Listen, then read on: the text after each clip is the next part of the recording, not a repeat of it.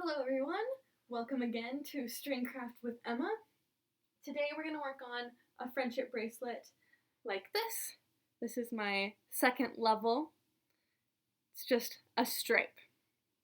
Now, this one is going to start off similarly to the snake on a vine, but it's different in that when you're measuring out, you do not just one arm, but both arms.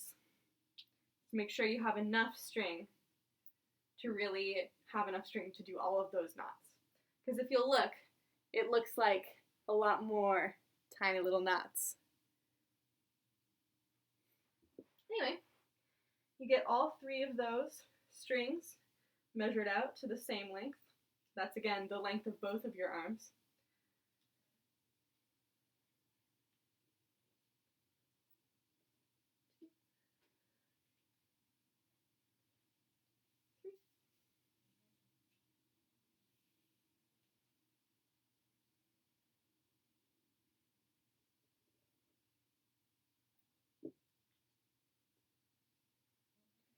Once you have it all the way measured out, fold it in half, tie a knot in it by wrapping the free end around your fingers and then through the loop you just created. So now you have yourself a nice knot with a loop in it. So now here's where this fancy little thread separator that I created in one of my other videos comes in handy. You'll need to grab yourself a little tape, tape your friendship bracelet to the table, or whatever's in front of you really. So here we are, ready to start. What I do first is I separate out all the colors in the pattern that I want them to go in.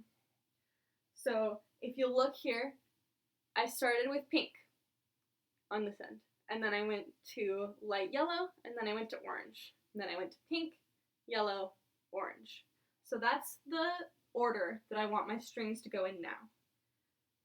So I separate out pink to go first, and then yellow, and then orange.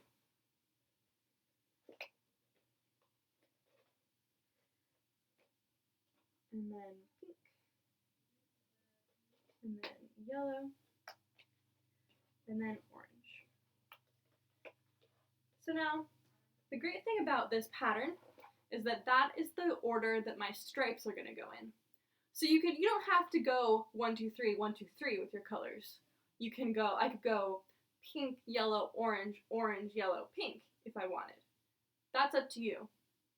But you've got to know what your pattern is so you can follow it throughout the bracelet. So, to start off, you take your first string, that's my pink over here, and you do that figure 4 knot we were practicing, but on the snake on a vine bracelet. But instead of doing it across all of the other strings, you do it across just the one right next to it. So that's my yellow.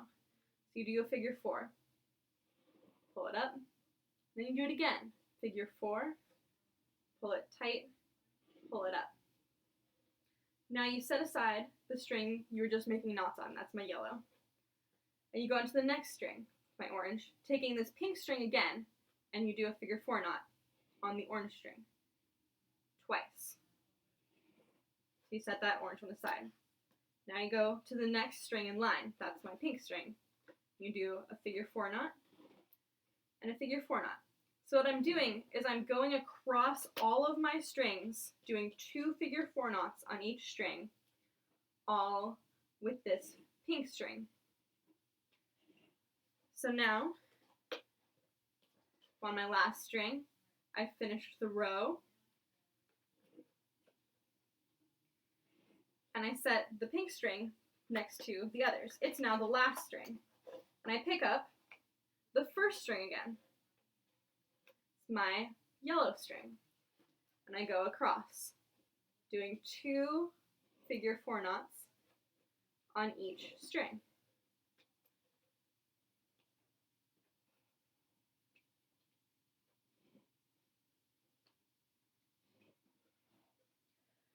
So it is important now, because thinking ahead a little bit, we're going to go to the different directions of the knot string in the next video. But it is important that I'm going to the left across the string and then under the string, instead of going to the right across the string, under the string. Because when you go to the right, that's called a backwards knot stitch. We'll talk about those more next week.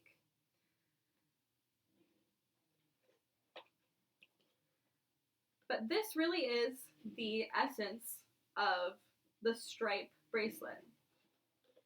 You just go straight across all of your strings with the first string in line. So I finished 2 stripes. You can see the pattern of the bracelet is starting to form. So now I pick up my leftmost string again and start going across, making 2 knots on each string. You just keep doing this same pattern, always taking the leftmost string and going across all 5 of your other strings until you're done. And it fits your wrist, or the wrist of whoever it is you're giving it to. Now, something I didn't go over very well in last week's friendship bracelet video is how to end it. So let's pretend that I've created the world's tiniest friendship bracelet. It's perfect, it's done, whatever. What I'll do is I'll practice that same knot that we did at the beginning to start the bracelet. Blah, can't talk right now. So you loop it around your finger, and then through the loop you just created, so that you have a knot in the end.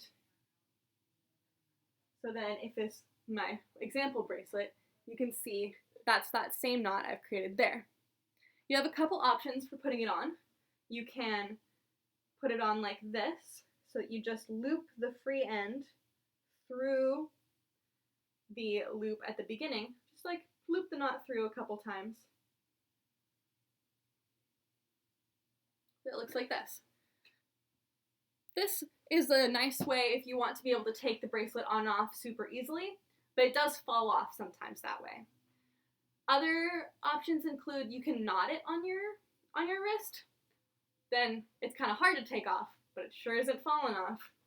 Or you can get a safety pin if you have one lying around and loop that through this end and through this loop here, and then pin it to your wrist so that it has like a nice buckle type deal. But all that's up to you. Practice your friendship bracelets, and I'll see you next week.